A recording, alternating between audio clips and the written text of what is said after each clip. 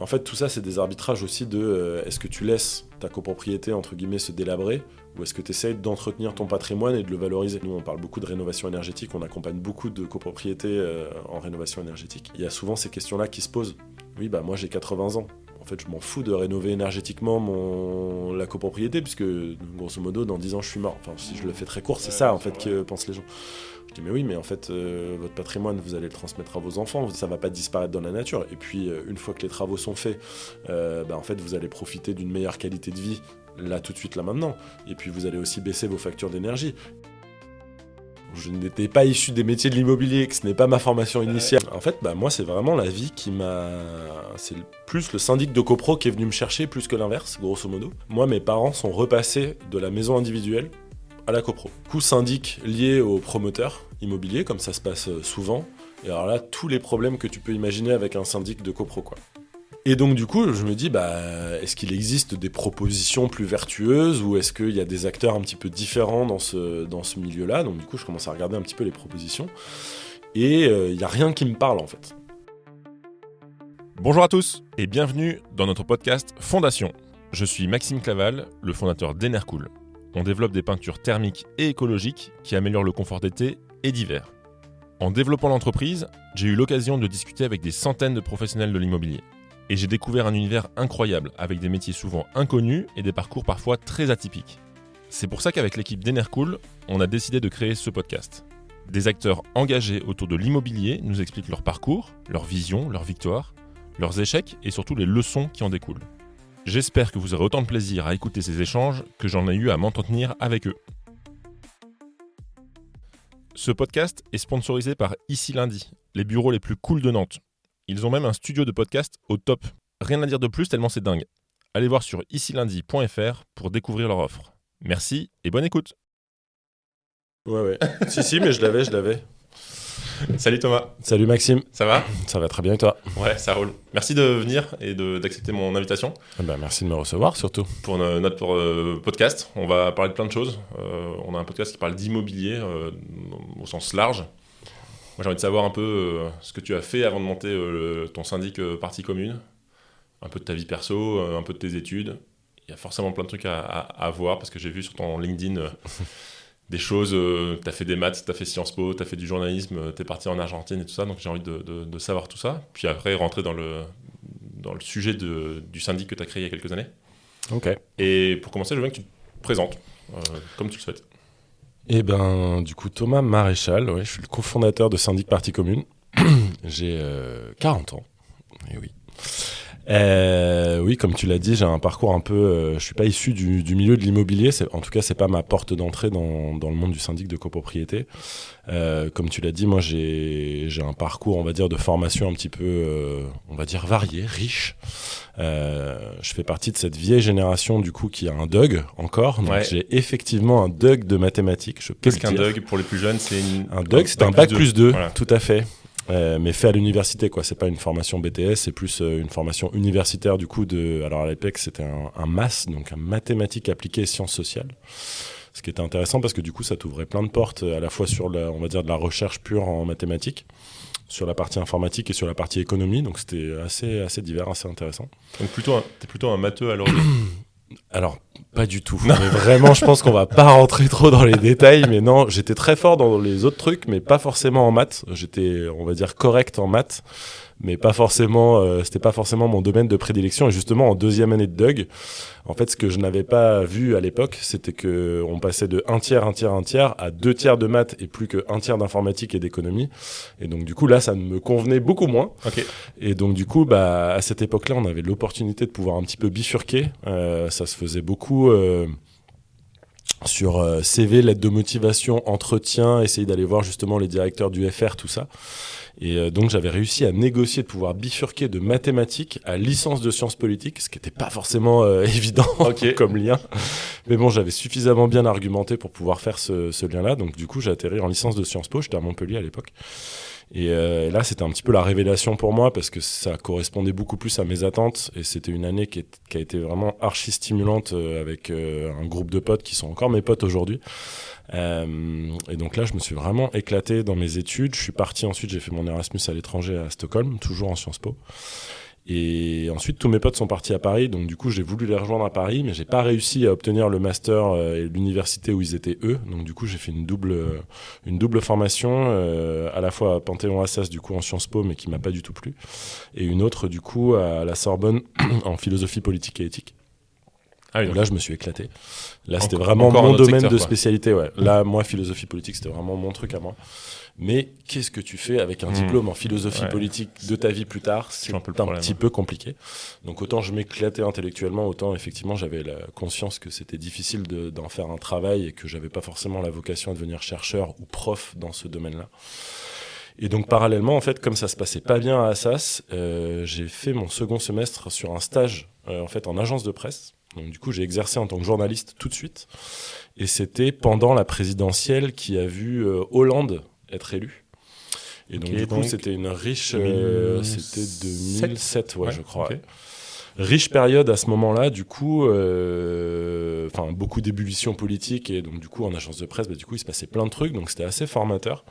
Et donc, du coup, j'ai fini par l'Institut français de presse, du coup, où je me suis formé comme journaliste, mais plus avec une orientation recherche, plus une orientation, on va dire, universitaire, pas forcément pratique métier. Et donc j'ai fini comme ça, mais j'ai exercé comme pigiste un petit peu après en tant que journaliste, dans différents canards locaux, à faire de la pige, quoi. Ok, donc déjà en 5 ans d'études, toi t'es nantais à l'origine, tu Non. viens d'où? Ça, la première partie de mes études s'est faite à Montpellier, et ensuite Mais toi, Stockholm. tu viens de... Moi, je viens un peu de nulle part, j'ai pas d'attache géographique Ok. très forte. Moi, mes parents avaient déménagé à Montpellier. Je suis resté à Paris à l'époque. J'étais en internat parce que du coup, la partie dont je n'ai pas parlé pour l'instant, c'est que je fais du sport de haut niveau aussi. Ah, ok. Et donc du coup, moi, je joue au basket. Et donc, ce qui a globalement payé mes études, c'est que j'étais joueur de basket et j'étais rémunéré pour ça. Donc du coup, j'avais pas travaillé au genre McDo. professionnel? Semi-pro, ouais. Ah ouais, canon. Semi-pro, ouais, je jouais en National 3, National 2. Donc du coup, il y avait des petites enveloppes à la fin du mois qui permettaient de pouvoir survivre facilement. Donc t'as fait sport-études, un truc comme ça? Ouais, j'étais en sport-études. Mes parents sont partis à Montpellier. Moi, je suis resté à l'époque en banlieue parisienne à Sceaux. Et ensuite, je les ai rejoints à Montpellier. J'ai fait du coup mon année de bac et mes 3 premières années de fac à Montpellier. Mais ensuite, je suis retourné que pour voir mes parents, quoi. Je n'ai jamais habité vraiment Montpellier autre que sur cette période-là. Ok, c'est intéressant ça. Et donc dans tes 5 ans d'études, je comprends, donc Montpellier, tu montes en Suède. Montpellier, Stockholm, Paris, grosso modo, pour les études, ouais. Et t'arrives à toujours faire un peu de basket à ce moment-là ou c'est un moment... Partout sauf en Suède, ouais. En Suède, sur l'année d'Erasmus, c'était un petit peu compliqué. Déjà, il y avait un peu la barrière de la langue quand même. J'ai essayé d'apprendre le suédois, mais c'était assez compliqué. Et puis, les Suédois, ils ont un mauvais réflexe, c'est que quand tu leur parles suédois, ils te répondent en anglais systématiquement. Ok. Donc, en fait, parce que ton suédois ne sera jamais assez satisfaisant pour eux. Donc, du coup, ça t'encourage pas du tout à essayer de vraiment te mettre à fond dans le suédois parce que, bizarrement, ils font pas l'effort inverse, tu vois. D'accord. Donc c'est un peu triste, mais c'est comme ça. Donc du coup, j'avais un peu joué, mais dans mon coin, quoi. J'avais pas joué dans une équipe à ce moment-là. Ok. Donc voilà. Canon, donc un basketteur, d'accord. Oui. C'est vrai que t'es grand. Pas Mais- plus que toi. Mais non, mais c'est ça, exactement. Moi, on me fait souvent la remarque de dire oh, t'es super grand, tu dois faire du basket. Et j'ai dit j'en ai fait un peu, mais j'étais super nul, donc c'est pas suffisant. Ouais. Mais ok. Attends, tu joues encore en... Et je joue encore et c'est normalement ma dernière saison. Ouais. Aïe, aïe, aïe.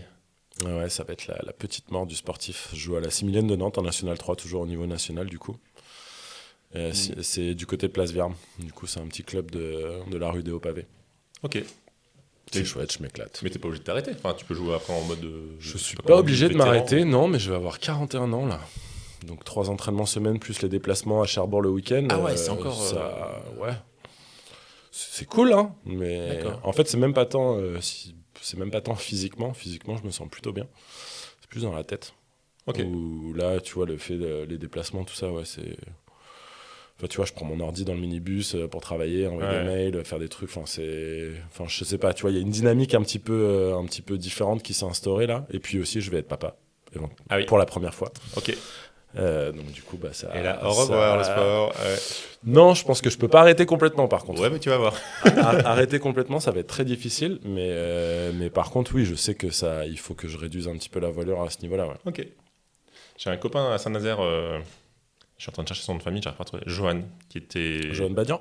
Exactement. Ouais. J'ai joué avec Johan. Ah ouais. J'ai commencé quand je suis arrivé à Nantes, j'ai commencé à Saint-Nazaire pendant 2 ans. Donc vous connaissez. Ah oui, on se connaît Ah, très bien. canon, J'ai son d'accord. numéro de téléphone. Je peux lui envoyer un message là tout de suite. Ok, trop cool. Bon, Il travaille sur les chantiers navals. Je sais plus s'il le fait toujours, mais à l'époque, il travaillait sur les chantiers navals. Maintenant, je crois qu'il travaille chez SPI à Nantes. Ouais. Ok. Moi, je connais très bien sa femme. Enfin, c'est grâce à sa femme que je connais Johan, qui nous a annoncé il y a 10 ans en mode je sors avec un ancien basketteur pro. Je dis, wow. Bah oui, non, je connais bien Johan, on a joué 2 ans ensemble. Ok, canon. On était les 2 anciens de l'équipe parce qu'on est presque, il est un tout petit peu plus vieux que moi, Johan. Il doit avoir 42, 43 ans, quelque chose comme ça, donc ouais, on se connaît bien. Ouais. Canon. Bon, parenthèse basket, mais super. Ça marche, donc on revient juste donc un peu au niveau pro. Donc journaliste, tu me dis tu fais des... Ouais. Je fais des piges ensuite sur le journalisme. Et, des piges, c'est juste pour clarifier. Des piges, pour ceux qui ne savent pas, du coup, c'est qu'on va être rémunéré sur la production de 1 ou 2 articles. Alors, soit ce sont des articles qui sont commandés, c'est-à-dire on vous demande d'aller traiter un sujet vraiment de manière très ponctuelle et vous n'avez pas un contrat de travail avec ce journal-là. Soit vous allez pouvoir vous travailler un sujet et ensuite le proposer à différents journaux et voir s'ils vous achètent du coup votre travail. Donc du coup c'est vraiment du one shot à chaque fois.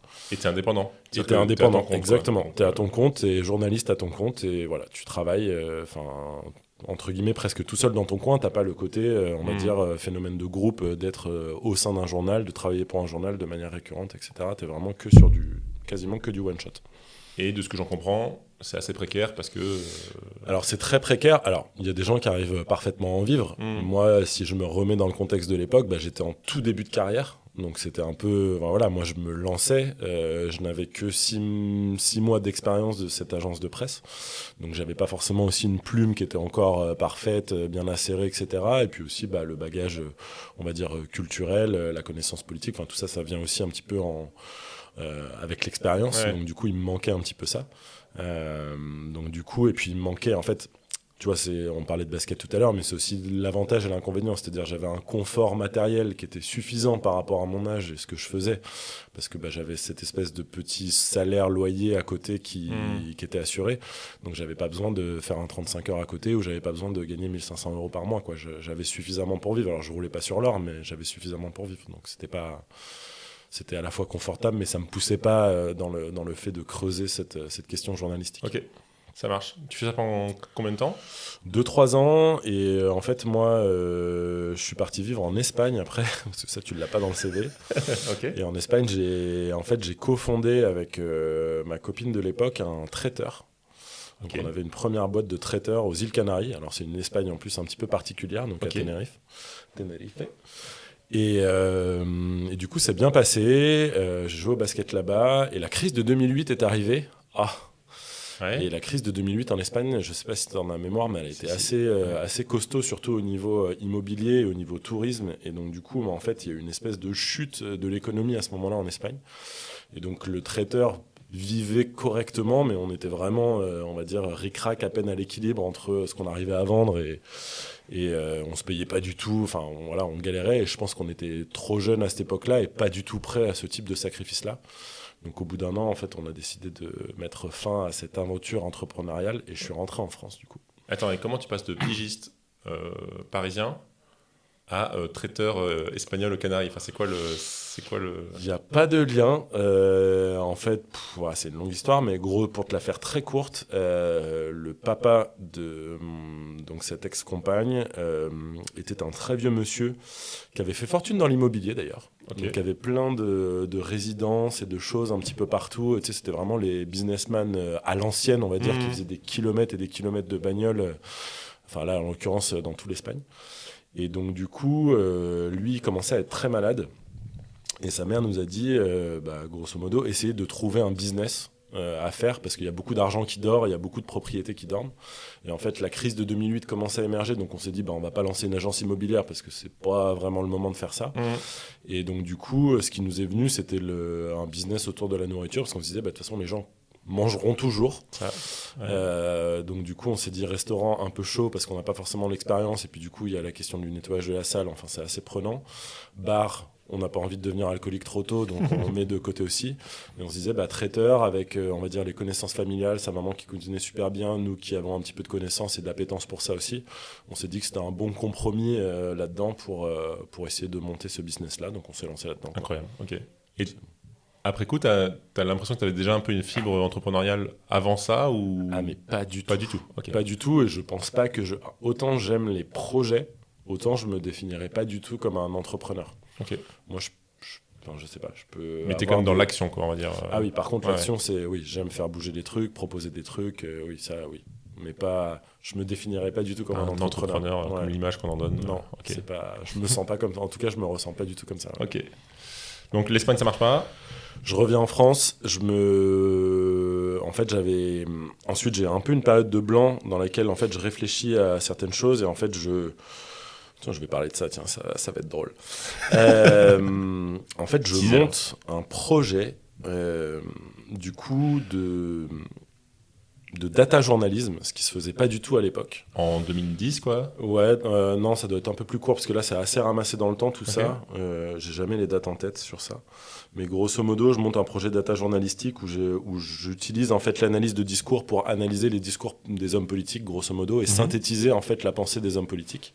Et en fait, j'en fais un projet d'analyse graphique en fait, ce qui se faisait pas trop à l'époque. Ok. À l'époque, les seuls outils que tu avais, c'était des nuages de mots, grosso modo. Mhm. Tu prenais un discours et ça te faisait, en fonction de la fréquence d'utilisation des mots, tu avais des mots qui apparaissaient plus ou moins gros, quoi, le nuage de mots.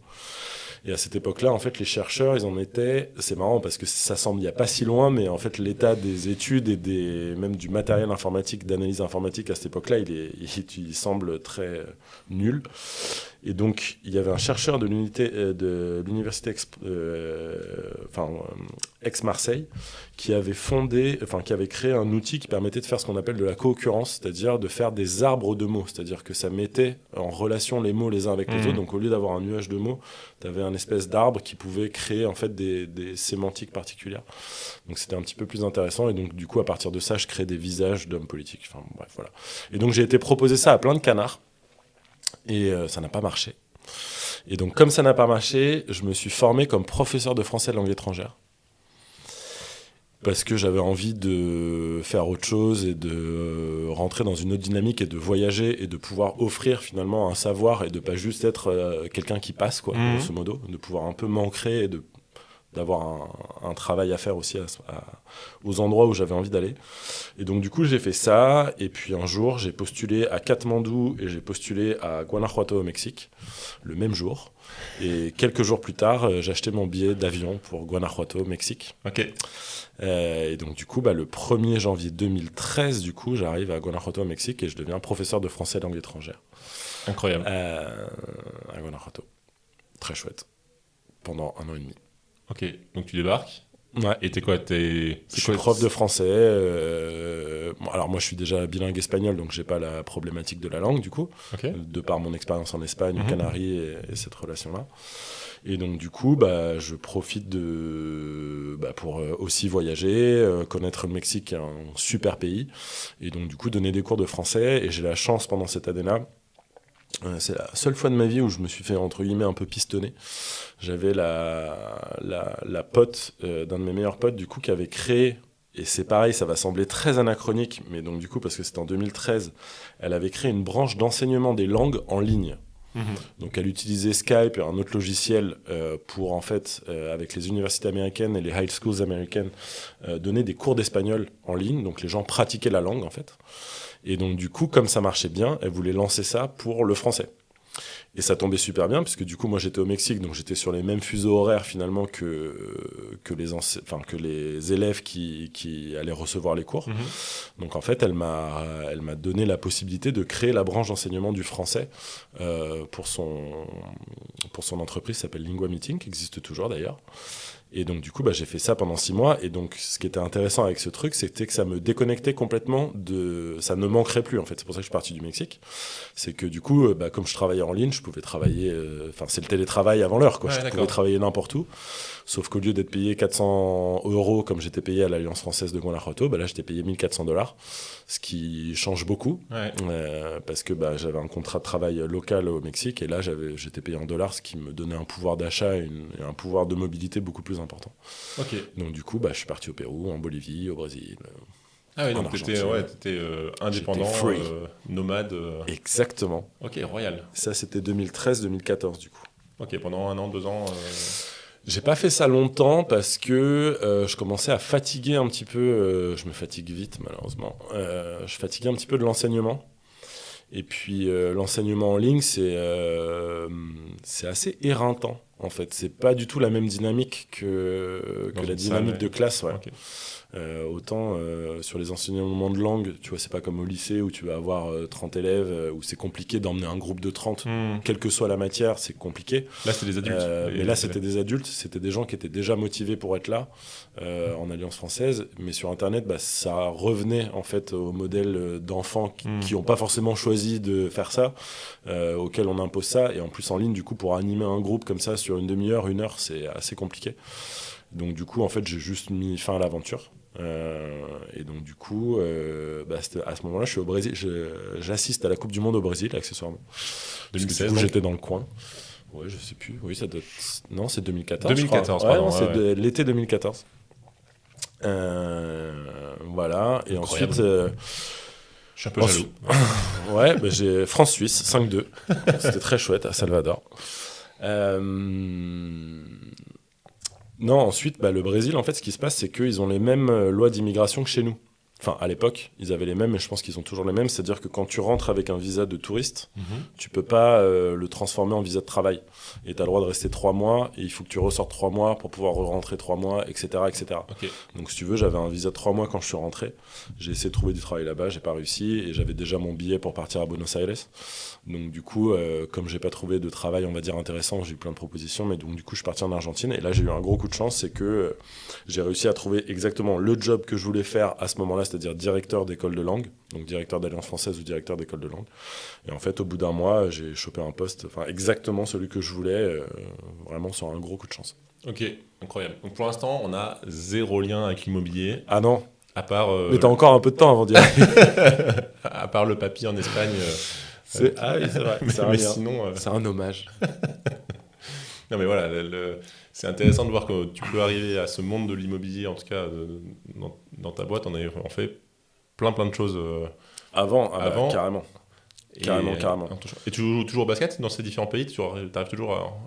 c'est une ligne rouge. Mexique, non, parce que Mexique, en fait, il y a peu de gens qui font du sport, mine de rien. Ah bon, ok. Et le sport roi, c'est le football, mais vraiment de très loin. Donc les gens s'intéressent assez peu aux autres sports. Un petit peu le baseball, mais c'est vraiment de loin. Pérou, Bolivie, Brésil, j'ai joué, mais j'ai joué, on va dire, en mode détente dans la rue, sans vraiment de formalisme, on va dire, de basket de club. Et Argentine, ouais, j'ai joué en club par contre. Oui, là, c'est une expérience de fou. Là. Ça joue en Argentine. Ouais. Non seulement ça joue, mais tu as aussi le truc de l'ambiance que tu vois dans les stades de foot, tu les retrouves dans les gymnases de basket. Okay. Et j'ai eu la chance de jouer dans une plutôt bonne équipe, donc si tu veux, on a été dans des finales de championnat et tout, et c'était fou. Ok, c'était incroyable. Fou. Quelle vie. Déjà. Ouais, on s'amuse quoi. Ouais, canon. Ok, donc après tu retournes en Argentine, directeur d'une école là maintenant, c'est ça que tu me dis? Directeur d'une école de langue en Argentine pendant à peu près 1 an et demi, 2 ans, ouais. Ensuite je démissionne. C'est dire quoi juste, pardon, directeur d'une école de... Alors, directeur d'école, c'était pas une alliance française, c'est-à-dire qu'on donnait pas des cours de français, on donnait en fait des cours d'espagnol pour étrangers le matin en général, en mode cours intensif. Donc tu es un étranger qui veut apprendre l'espagnol, tu passes 1 semaine, 2 semaines, 1 mois à Buenos Aires et tu prends des cours d'espagnol du coup pour t'insérer dans la vie locale ou pour apprendre l'espagnol. Donc du coup ça c'était les cours du matin, et ensuite les cours de l'après-midi c'était des cours pour les Argentins qui voulaient apprendre majoritairement le portugais ou l'anglais. Et un petit peu le français, l'allemand, mais c'était vraiment très à la marge. Mais toi là tu donnais plus de cours si tu étais directeur? Non, je donnais plus de cours, j'étais chef de l'équipe pédagogique et directeur de l'école, donc là il y avait, si on essaie de parler entrepreneuriat, du coup j'étais manager si tu veux de cette école-là, et il fallait faire en sorte de développer économiquement cette école-là. Comment tu passes de prof en ligne qui se balade dans différents pays d'Amérique du Sud à directeur d'une école, enfin... tu candidates, tu fais... T'as été bon, quoi. Là, ça se joue à l'entretien, en fait. Ouais, okay. Après, là, t'as aussi le truc de... faut bien voir que l'Européen, parce que je vais pas dire le français, ça n'a pas de sens, mais l'Européen ou l'Américain qui se balade en Amérique du Sud, de manière complètement absurde, t'as l'impression qu'il est mieux que quiconque sur place. ce qui n'a vraiment aucun sens parce que tu ne seras pas mieux formé ou plus qualifié ou plus que tu veux, parce que ça reste des systèmes... il y a des gens très très bien et très bien formés, très intelligents et très tout ce que tu veux. Mais parce que tu es européen ou parce que tu es occidental avec des guillemets, en fait ta candidature elle va être mieux appréciée que celle d'un Argentin au niveau local ou celle d'un Mexicain au niveau local. Et ça c'est... tu le vois, tu le sens. Ouais. Il y a aussi, mais il y a ce truc aussi... J'ai discuté il n'y a pas longtemps avec des architectes qui disaient tu prends rarement une agence d'architectes locale. Tu as souvent une collectivité ou un privé qui va faire appel à des archis pour que tu aies prestige, quoi. Ouais, et souvent, tu as une bonne image, une meilleure image que l'archi que tu connais. Pour moi, ça n'a aucun sens. En tout cas, ça peut pas jouer là-dessus. Ça peut pas être un critère d'analyse pour moi, loin s'en faut. Non, d'accord, mais... Donc du coup, là, pour le coup, sur ce poste-là, ça s'est joué à l'entretien. Je sais qu'on était 2-3 à être pris et avoir été consulté. Et puis, je pense que j'en avais très envie et j'ai dû être très très convaincant. Okay. Et voilà. Bravo, trop bien. Donc là, tu passes quoi, 1 an et demi ? Ouais, je passe 1 an et demi. Alors là, pour le coup, ça a été très formateur parce que, si tu veux...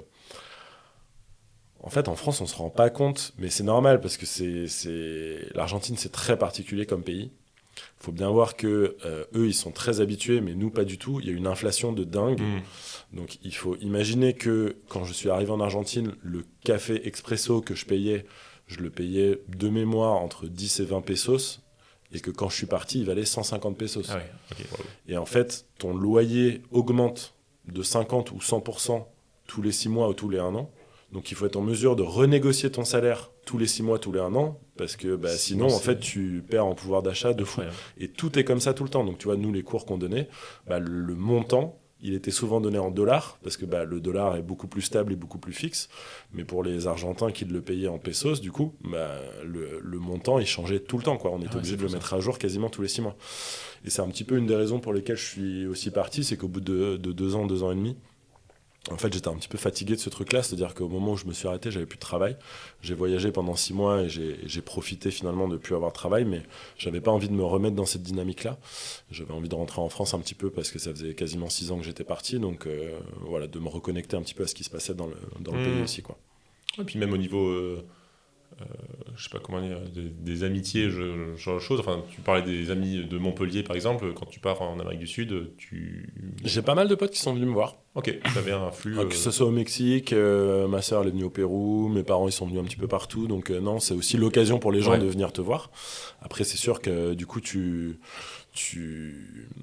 les vois pas avec une fréquence dingue. Voilà, d'ailleurs, si tu aimes les anecdotes, je t'en donne une. La première fois que je suis rentré en France, c'était au bout de 3 ans. Alors, j'ai plus la date exacte. T'as fait 3 ans sans revenir en France ? Ouais, j'ai fait 3 ans sans revenir. Et quand je suis revenu, j'étais à Paris et c'était le soir des attentats. Okay. Donc, du coup, mon retour en France a été assez costaud. Parce que je rentre en France et on est au Stade de France avec mes potes. Donc du coup, on vit le truc, c'est France-Allemagne. Ouais. Okay. Donc je rentre en France pour la première fois depuis 3 ans et je me mange les attentats en live et vécus en live. Donc c'était assez fou. Ouais. Ah ouais, bienvenue en France, quoi. Enfin, c'est ça. Okay. Et du coup, même mon avion retour avait été décalé et tout. Enfin, c'était une dinguerie. Ouais. Waouh, ok. C'était assez costaud. Ouais. Incroyable. Ça marche. Argentine, t'arrêtes et là tu rentres en France ? Je rentre en France et là on va se rapprocher un petit peu plus du monde de l'immobilier. Ouais. Parce que là j'ai quand même beaucoup raconté ma vie. Je travaille rapidement. Donc là quand j'arrive, j'ai pas de destination.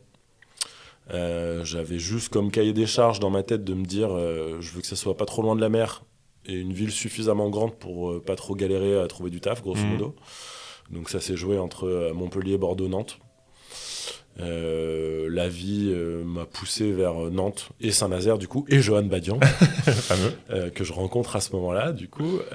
Donc ça c'est 2017. Je fais quelques petits boulots. Ensuite je travaille pour l'Institut Saint-Dominique à Saint-Herblain, qui est un gros établissement scolaire privé. Pour lequel en fait je deviens chargé de projet numérique, donc j'enseigne en fait le numérique et les outils numériques, donc on va dire Google, Excel, etc. À la fois aux profs parce qu'il y avait beaucoup de besoins, et à la fois aux élèves du coup de la 6e jusqu'à la seconde à peu près. Et donc je fais ça pendant quasiment 2 ans, et ensuite il y a un changement de directeur d'établissement, et puis il met un petit peu le projet en pause, donc du coup je décide de partir. Et ensuite je travaille pour Moneco. Alors, est-ce que tu connais Moneco ? Une monnaie locale.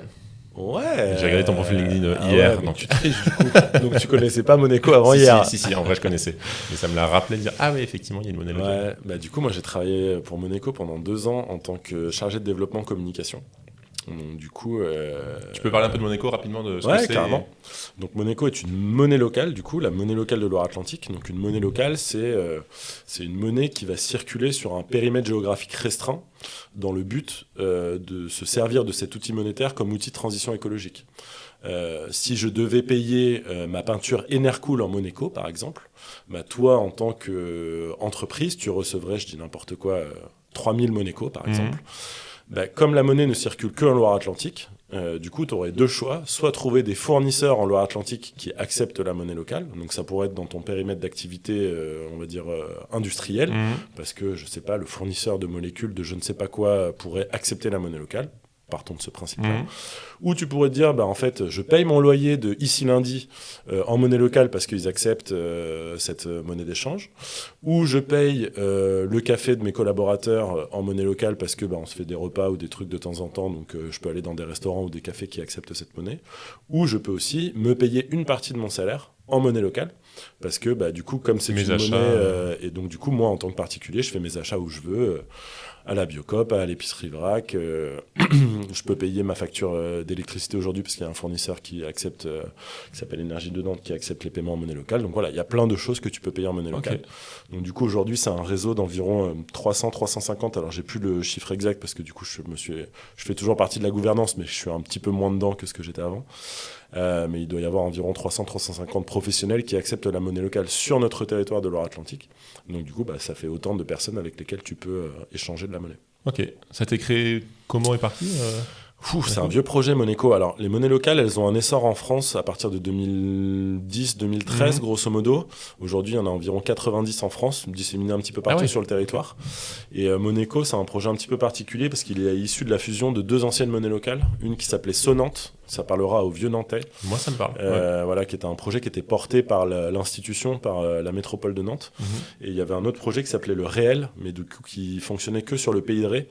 Donc Sonnante était 100% numérique. Le réel était 100% papier, parce que du coup c'était de la monnaie physique avec des coupons différents. D'accord. Et donc du coup les deux ont décidé de fusionner et ont donné naissance à Moneco en plein Covid. C'était super comme timing. Donc en 2020, donc Moneco va fêter ses 5 ans là. Donc je crois que c'est le 20 juin. Venez nombreux au Solilab. Il y aura toute la journée plein d'animations et on fêtera du coup les 5 ans de cette monnaie locale, qui est aujourd'hui la 2e monnaie locale de France, il faut le dire quand même, puisqu'on a plus de 1 million de Moneco échangés. On est quasiment à 1 500 000 maintenant. De Moneco échangés annuellement entre les différents utilisateurs de la monnaie. Un Moneco, c'est 1 euro ? Un Moneco égale à 1 euro, ouais, tout à fait. Je ne l'ai pas dit, mais c'est les basiques de... Il n'y a pas de différence de valeur. Ouais. C'est que, on va dire, la monnaie qui change en tant que telle, quoi. Incroyable. Tu vois, ça me l'a rappelé. Je l'avais en tête. Devenez utilisateur de Moneco. Ça ne vous coûte pas grand-chose, mais c'est un geste... Je vais le rajouter quand même. Bon, je profite d'avoir un long temps de parole. Ça peut vous sembler très absurde comme projet, la monnaie locale, parce qu'on me dit pourquoi j'irais m'enquiquiner à payer en Moneco quand, en fait, par exemple, on entend souvent ce discours-là, en fait. Je suis très vertueux, je fais déjà mes courses à l'épicerie Vrac, je me déplace déjà à vélo, je fais déjà ceci, je fais déjà cela, j'ai déjà mon électricité chez Enercoop, pourquoi j'irais m'embêter finalement à utiliser une monnaie supplémentaire ? Tu as rappelé la valeur faciale de Moneco, c'est-à-dire qu'un Moneco égale à 1 euro, donc il n'y a pas de différence de valeur. Par contre, pour obtenir des Moneco, il faut que tu convertisses de la monnaie. Donc, si tu veux 20 Moneco, il faut que tu donnes finalement, entre guillemets, 20 euros à l'association Moneco pour qu'elle te donne 20 Moneco que tu puisses utiliser ensuite. Ça paraît logique, moi, ça. Ça paraît logique. Ces 20 euros que tu as donnés... Oh, j'ai tapé sur la table. Ces 20 euros que tu as prêté, donnés à l'association, en fait, ils sont placés sur des fonds à la Nef et au Crédit Coopératif. Et en fait, ils servent à financer des projets sur notre territoire dans le domaine social, culturel et environnemental. Donc en fait, quand tu utilises de la monnaie locale, tu fais 2 choses en une.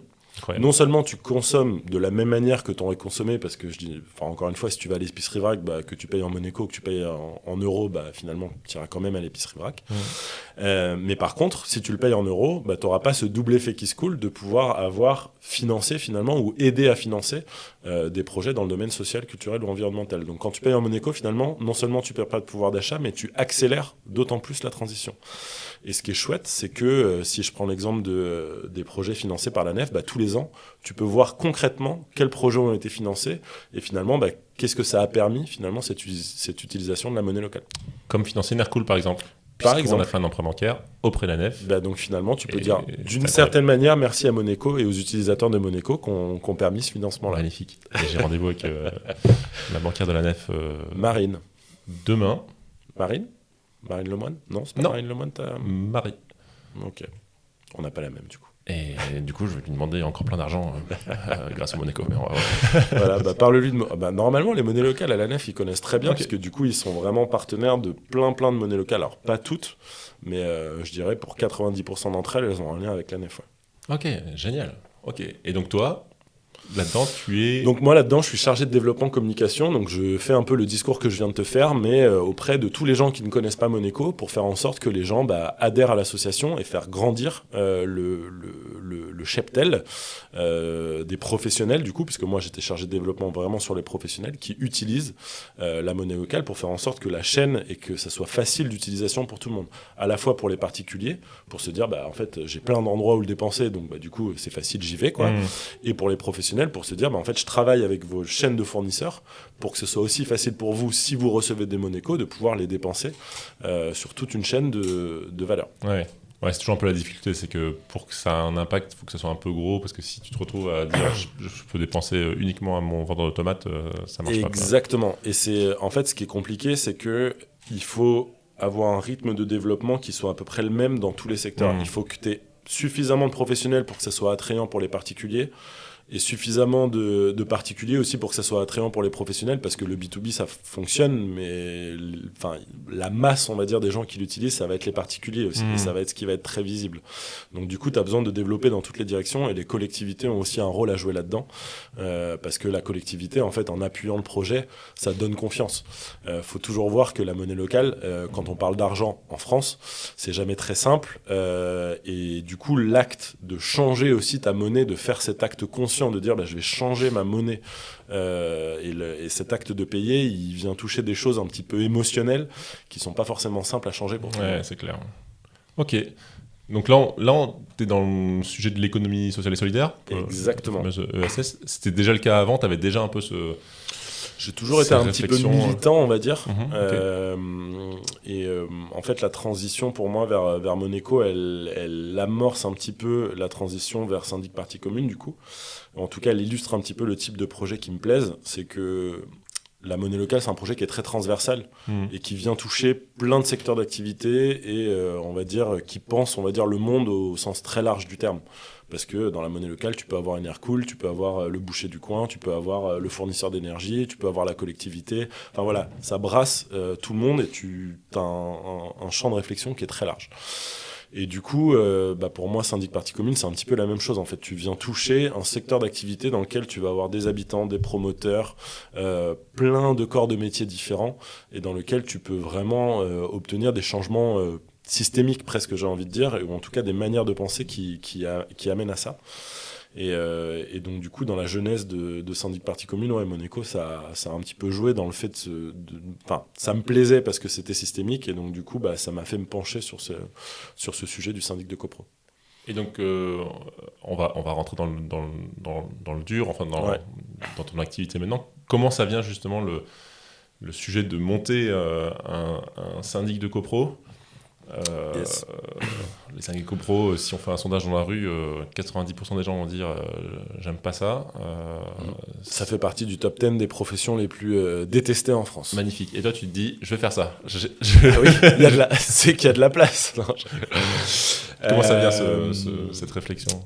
Et en fait, donc moi, là je sais pas ça fait combien de temps qu'on parle, mais grosso modo vous avez bien compris que je n'étais pas issu des métiers de l'immobilier, que ce n'est pas ma formation initiale et que j'en suis très loin à ce stade-là de ma vie. En fait, moi c'est vraiment la vie qui c'est plus le syndic de copro qui est venu me chercher plus que l'inverse, grosso modo. Moi mes parents sont repassés de la maison individuelle à la copro. ils ont vieilli, etc. Ils avaient une grande, non, elle n'était pas si grande que ça, mais ils avaient une maison individuelle, grosso modo. Et à un moment, ils se sont dit, bon, bah, marre d'avoir un étage, marre d'avoir 120 mètres carrés à nettoyer toutes les semaines. Donc, on se remet dans un appart un petit peu plus petit, les enfants sont partis, tout ça. On reprend un petit peu de confort et de simplicité de vie, quoi. Donc, ils achètent sur plan, le machin prend son temps, etc. Et donc, du coup, ils se font livrer. Et alors là, du coup, à Montpellier. Et du coup, syndic lié au promoteur immobilier, comme ça se passe souvent. Et alors là, tous les problèmes que tu peux imaginer avec un syndic de copro, quoi. Aucune réactivité, des trucs très obscurs, très chers. Enfin, ouais. Ça allait, rien ne va, quoi. Il n'y a rien qui va, quoi. Vraiment, il n'y a rien qui va, il n'y a rien qui va, il n'y a rien qui va. Et puis du coup, en copro, en fait, il y a beaucoup d'inertie. Parce que du coup, tu peux prendre des décisions une fois par an en assemblée générale, etc. Et puis, tu donnes une chance. Mais donc, si tu donnes une chance, donc tu donnes une année supplémentaire. Donc du coup, Ça, voilà. c'est réglementaire. Ça, c'est réglementaire. Et donc, du coup, au bout de 2-3 ans, ça va toujours pas. Et puis, du coup, ils me parlent de leur problématique de syndic de copro. Moi, j'y connais rien. Donc, voilà. Et je regarde un peu ce truc-là et je me dis, mais est-ce qu'ils n'ont pas eu de chance ? Et donc, du coup, c'est ce syndic qui particulièrement travaille mal, ou du coup, est-ce que, je sais pas, comment travaillent les syndics, qu'est-ce qu'ils font, pourquoi particulièrement celui-là, etc. Donc, je commence à creuser un petit peu le sujet. Là, c'est mon côté journalistique qui prend le dessus, quoi. Ouais. Et donc, je me rends compte effectivement de ça, quoi, que le syndic de copro, c'est un métier qui est très mal aimé, que voilà, si je le dis trivialement, tout le monde déteste sous syndic, que c'est très convenu, que tous les syndics travaillent mal. Enfin, si tu cherches sur Internet syndic de copro, etc., tu tombes sur 50 groupes Facebook. Enfin, voilà, tout le monde, c'est un peu du syndic bashing, comme on aime à dire dans le métier. Et donc, du coup, je me dis, est-ce qu'il existe des propositions plus vertueuses ou est-ce qu'il y a des acteurs un petit peu différents dans ce milieu-là ? Donc, du coup, je commence à regarder un petit peu les propositions. Et il n'y a rien qui me parle, en fait. Il n'y a rien où je me dis, tiens, ça correspond à mes valeurs. Ouais, il y a un peu d'écologie, il y a un peu de vivre ensemble, il y a un peu de... Non, rien de rien. Et je me dis, je sais pas, ça serait quoi d'inventer finalement un syndic de copro qui parlerait un petit peu d'écologie, qui parlerait un petit peu de vivre ensemble et qui placerait, on va dire, une certaine éthique de travail, un petit peu comme quelque chose de non négociable, et comment on invente un petit peu un syndic comme ça, quoi. Ok. Je fais une petite parenthèse, je suis pas en train de dire que tous les syndics travaillent mal, je suis pas en train de dire que tout le monde est catastrophique, c'est pas du tout mon propos, mais sur, on va dire, la proposition et la vision des syndics de copropriété à l'époque, et j'ai envie de dire même toujours aujourd'hui, finalement, moi je rencontrais pas quelque chose qui allait dans, on va dire, ma vision écologique, ma vision du monde. Et donc du coup, je me mets en tête de créer ce machin-là. C'est marrant parce que généralement, souvent, il y a des gens qui ont monté des boîtes parce qu'ils ont vécu eux-mêmes le problème. Non, moi je l'ai pas vécu. Mais tu l'as vécu à travers tes parents. Donc ouais, j'ai pas été touché directement, on va dire, c'est par la problématique. Et en fait, ce qui est marrant, c'est que ce qui m'a, en plus, j'ai envie de dire, beaucoup poussé, enfin je sais pas si poussé, c'est qu'en fait le même été, parce que ça se passe pendant un été ça, j'ai 3 personnes qui me parlent de leur syndic de copro. Okay. Tu vois, c'est un peu l'alignement de planètes. Je prends un Blablacar, le mec qui me parle de son syndic pendant une demi-heure, alors que c'était un sujet inexistant pour moi 2 mois avant, tu vois. Et j'ai comme ça le même été 3 conversations sur les syndics de copro, donc je me dis il y a un sujet, quoi, il y a quelque chose. Ça c'est marrant aussi parce que c'est peut-être aussi le je sais pas, moi j'ai plein d'exemples comme ça. Quand ma femme était enceinte, je voyais que des femmes enceintes. Quand on a voulu acheter une voiture, la voiture qu'on voulait, je la voyais partout. J'ai pas forcé le mec du Blablacar à me parler de son syndic de copro, parce que vraiment il y a des sujets plus intéressants. Ouais, mais il y a peut-être des... Quand t'as un sujet en tête, tu l'entends partout, peut-être tu le pop vois un petit peu plus. C'est possible. En tout cas, moi, c'est effectivement ce qui s'est passé sur cet été-là et ce qui m'a poussé un petit peu dans cette direction-là, ou en tout cas à être un petit peu plus alerte et à creuser ce sujet-là, effectivement. Tu travailles encore chez Moneco ? Je travaillais encore chez Moneco, et ce que j'ai fait, du coup, c'est que je me suis dit, allez, en fait, à ce moment-là, j'étais vraiment en période de transition. Je travaillais toujours chez Moneco, mais c'était un temps partiel, donc j'avais toujours du chômage. Bref. Et donc, du coup, j'ai eu la chance de pouvoir faire financer ma formation pour devenir syndic de copro par Pôle emploi. Okay. Donc du coup, j'ai eu ma formation prise en charge à 100%, donc j'ai fait en fait une formation au CNAM à l'ICH qui est un peu la voie d'excellence pour faire ça. Mais vraiment, en fait, ils ont un truc très complet sur les métiers de l'immobilier. Moi, je l'ai vraiment fait que sur la partie syndic de copro parce que, on va dire, la vente et la transaction, la gestion locative, c'était pas du tout mon sujet. Donc, du coup, je l'ai vraiment fait que sur la partie syndic. Donc, du coup, je l'ai fait en cours du soir et je travaillais pour Moneco en même temps. Et ça s'est super bien passé et du coup en même temps à germer un petit peu l'idée. J'ai commencé vraiment à designer, on va dire, le type de syndic que j'avais envie, comment il pensait, comment il réfléchissait, c'était quoi notre approche, le modèle économique, etc. Petite parenthèse pour dire que la France, on est quand même pas trop mal. Tu dis que tu fais financer ton magnifique. Moi, je pense à ça. Mon fils était à l'hôpital il y a 2 jours. Tu rentres dans l'hôpital, tu sors dans l'hôpital, tu payes rien. C'est ça. Mais à l'époque, c'était même je pense que c'est plus le cas aujourd'hui, c'était la région qui finançait, qui avait financé. C'était pas directement l'État ni Pôle Emploi, mais c'était des fonds régionaux qui finançaient en fait les formations des demandeurs d'emploi. Et pour le coup, vraiment, je n'ai pas déboursé un centime. Ouais, incroyable. Ça a été payé à 100%. Ouais. C'est chouette. Donc il faut une formation, ça aussi c'est réglementaire, c'est-à-dire que vaste sujet. Pour être syndic de copro, il faut... Pas du tout. Non. Ah donc tu l'as fait Il n'existe pas, alors c'est un vaste sujet vraiment, il n'existe pas de formation pour être syndic de copropriété. Demain j'ai envie d'être syndic de copro. As-tu un bac plus 5 ? J'ai un bac plus 5. As-tu un bac plus 5 vaguement en rapport avec soit le domaine juridique, soit le domaine économique, soit le domaine immobilier ? Je sais pas, je suis ingénieur, je sais pas si... Est-ce que tu as un peu du bagou et tu es capable de négocier quelque chose ? On va dire que oui. Ouais. Donc du coup, tu peux présenter ta candidature à la CCI et voir s'ils acceptent ta candidature. Parce qu'en fait, la condition pour être syndic de copro, enfin avoir la carte professionnelle syndic de copro, c'est d'avoir ou 10 ans d'expérience dans le métier, ça t'as pas, ou d'avoir un bac plus 5 en lien avec les 3 domaines d'activité que je t'ai dit. D'accord. Et donc du coup, moi j'ai argumenté... En fait, si tu veux, j'aurais pu commencer syndic de copro directement, sans faire la formation. Parce que du coup, j'ai été voir tout de suite la CCI, et je leur ai dit, moi j'ai un doc de mathématiques et sciences sociales, j'ai fait du droit en Sciences Po, etc. Ah oui, c'était le domaine juridique. Bref, et donc du coup, je leur ai dit, est-ce que je peux avoir la carte ES ? Ils m'ont dit oui. Donc en fait, je pouvais commencer vraiment from scratch, directement, sans aucun cours, sans rien. Incroyable. Je pouvais avoir ma carte professionnelle. Carte S, c'est ça que tu Carte S, ouais. Ok, d'accord. Mais moi, je me sentais pas du tout de m'improviser syndic de copropriété. Donc du coup, j'ai fait la formation parce que je sentais que j'avais besoin de ce bagage-là. Et grand bien m'en a fait parce que pour moult raisons, c'est un métier éminemment compliqué, très juridique sur la partie de la loi de 65 qui régit la copro, sur la partie technologie du bâtiment, pathologie du bâtiment, où on est super bien formé au CNAM. Enfin voilà, moi, ça m'a permis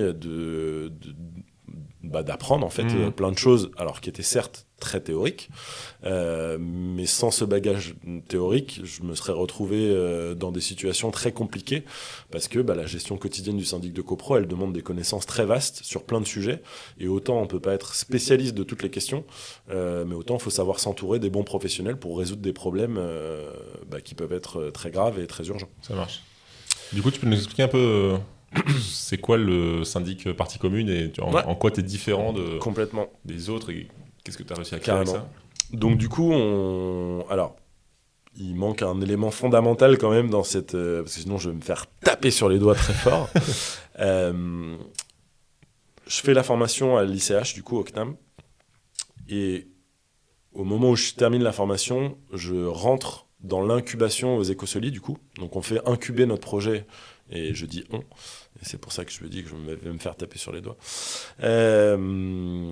Donc on intègre l'incubateur d'entreprise des Écosoli, et parallèlement, en fait, je fais la rencontre de Madame Magnin, Aurore, qui est la cofondatrice de Syndic Partie Commune, parce que je n'ai pas fondé ça tout seul. Et donc du coup, Aurore, en fait, elle a un rôle très important dans le projet parce qu'elle a le parcours complètement inverse au mien. Aurore, elle a travaillé pendant une grosse dizaine d'années dans l'administration de biens, en gestion locative et en syndic.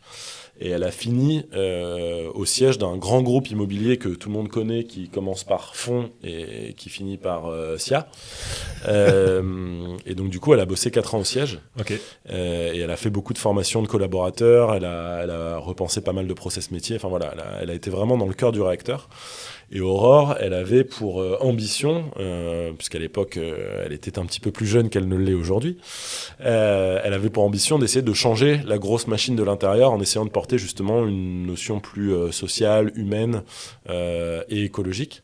Et c'est un petit peu épuisé parce que je pense qu'il y a à la fois l'énergie de la jeunesse, mais ensuite il y a l'inertie de la grosse machine. Et puis je pense que c'est difficile de porter ces sujets-là tout seul ou toute seule.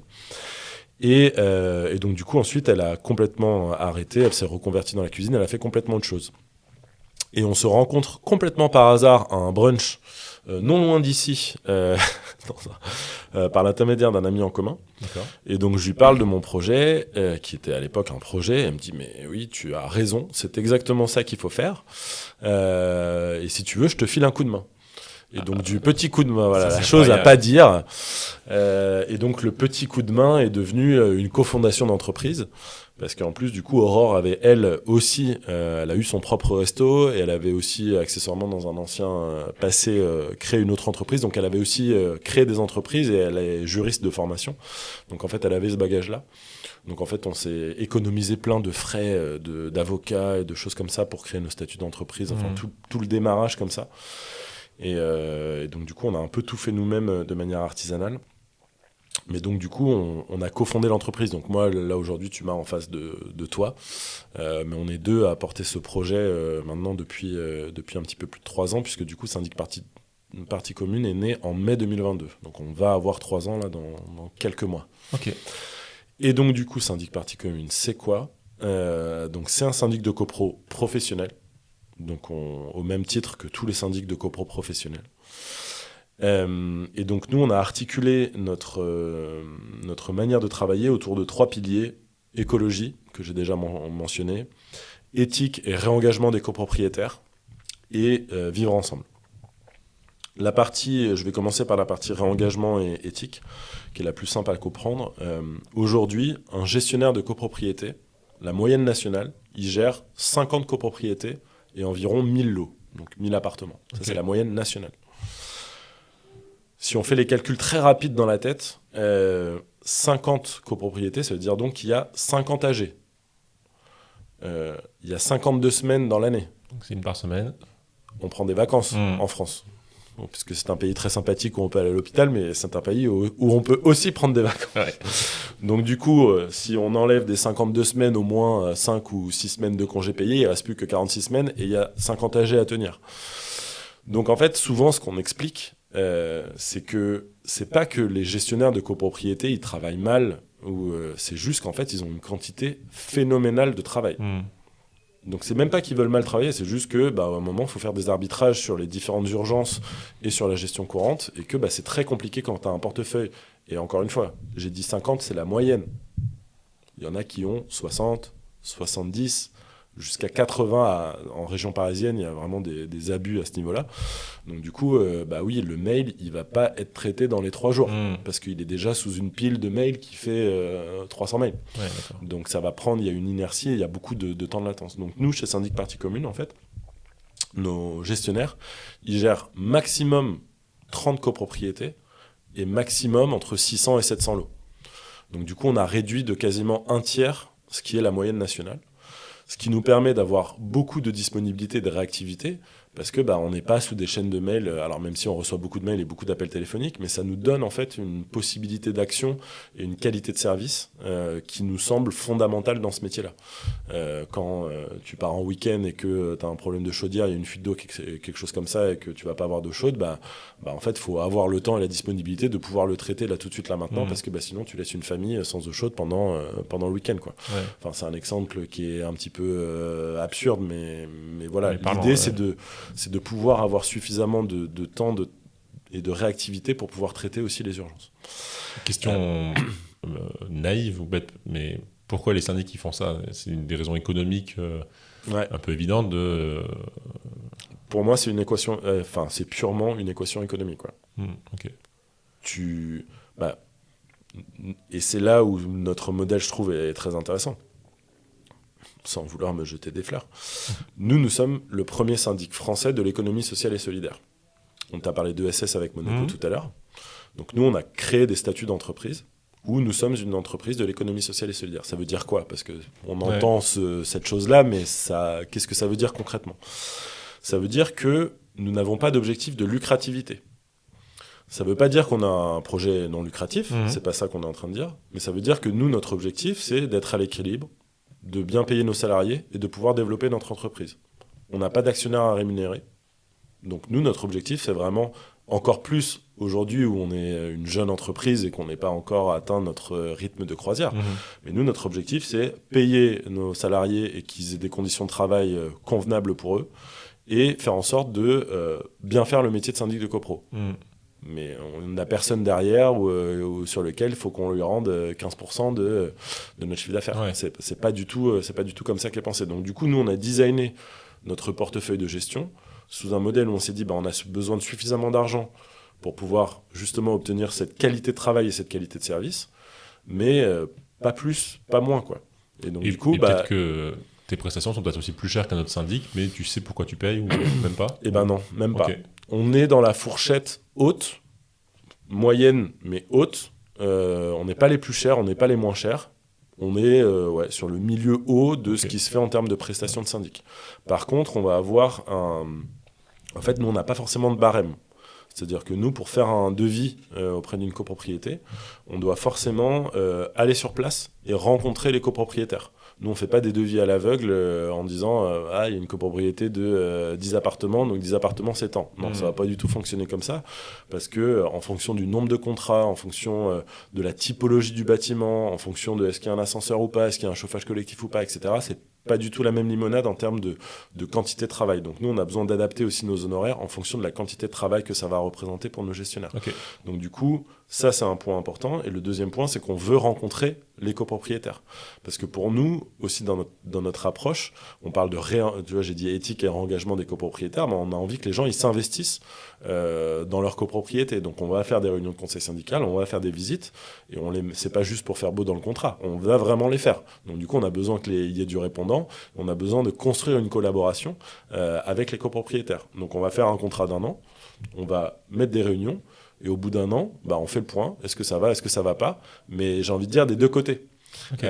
Si les copropriétaires sont satisfaits du service, tant mieux, mais nous on a aussi besoin d'être satisfaits de la manière dont les copropriétaires vont s'investir dans le projet syndic partie commune. Tu renverses le truc, quoi.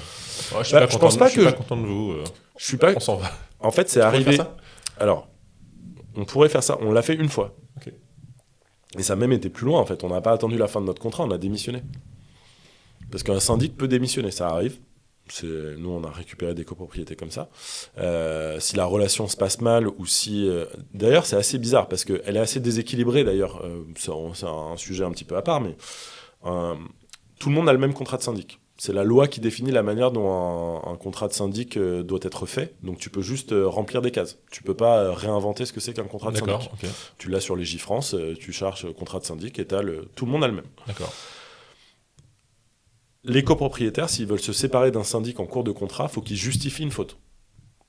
Ce qui est assez lourd parfois et qui peut aller au contentieux devant la justice. Un syndic, il peut démissionner à n'importe quel moment, sans avoir à justifier de quelconque manière que ce soit pourquoi il démissionne. Alors, la plupart du temps, ils le feront par une ligne ou un détail, mais tu peux démissionner à n'importe quel moment. Et nous, on a démissionné, en fait, et c'était assez presque courageux à ce moment-là, parce que c'était notre 3e contrat, donc tu vois, on était vraiment au tout début de l'aventure.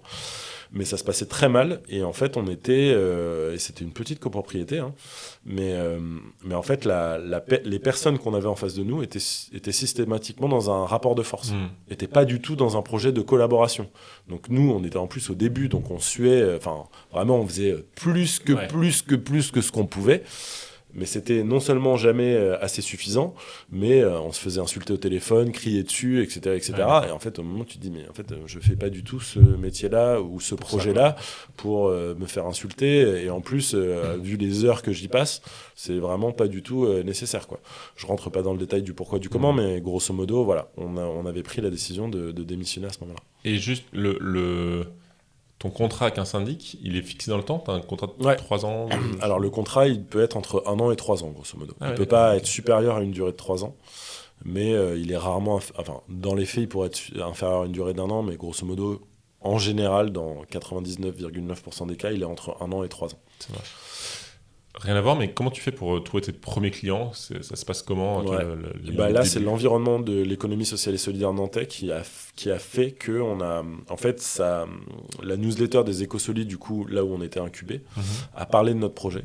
Les Écosolides, on fait une petite parenthèse. Ouais, c'est une espèce d'association, on va dire, qui est liée à un lieu qui s'appelle le Solilab à Nantes et qui accompagne tout le monde de l'économie sociale et solidaire sur Nantes Pétropole, grosso modo, avec ou des incubations, ou des ateliers, ou des conférences, ou plein de choses comme ça. Et donc, du coup, ils ont trois types d'accompagnement. Donc, ils ont un truc qui s'appelle Popcorn. C'est tu vas tester ton idée. Grosso modo, tu as une idée de projet dans l'économie sociale et solidaire. Et pendant 2-3 jours, on t'outille pour te dire est-ce que vraiment il faut aller plus loin ? Est-ce que c'est une idée à la con ? Est-ce que c'est une super idée, etc. Ensuite, tu as un truc qui s'appelle l'incubateur qui dure à peu près 1 an, sur lequel, justement, là, tu passes de l'idée à ça va devenir une entreprise. Et grosso modo, tu es dans les starting blocks de lancer ton entreprise. Et ensuite, tu as un troisième truc qui s'appelle l'accélérateur. Et là, c'est comment tu changes d'échelle une fois que ton projet est lancé depuis quelques années. Nous faisons partie de la promotion de l'accélérateur cette année. Ouais. Non, c'est un chouette mouvement parce que c'est un peu les codes on va dire start-up, mais appliqués à l'économie sociale et solidaire. Exactement. Avec un super lieu à Nantes. Si les gens veulent aller voir au bout de l'île de Nantes, c'est exactement ça. C'est derrière le hangar à bananes. Et effectivement, c'est un très chouette lieu. Et c'est... je pense, tu vois, pour te parler un petit peu du projet, là, j'étais rentré dans Syndic Partie Commune, je pense que je ne l'aurais pas fait ailleurs qu'à Nantes. À Nantes, il y a un terreau très fertile pour ce type de projet-là, et il y a beaucoup de projets de l'économie sociale et solidaire où, tu vois, même, je pense que Enercool, même si t'es pas un projet de l'économie sociale et solidaire, tu as quand même un lien, même si c'est plus une version, on va dire, start-up de l'entreprise. Il y a quand même une visée écologique, il y a quand même, on va dire, une certaine conscience de ces enjeux-là. Et je suis très à l'aise qu'on se fréquente, je suis très à l'aise de faire ce podcast, je suis très à l'aise de potentiellement te proposer sur certaines copros.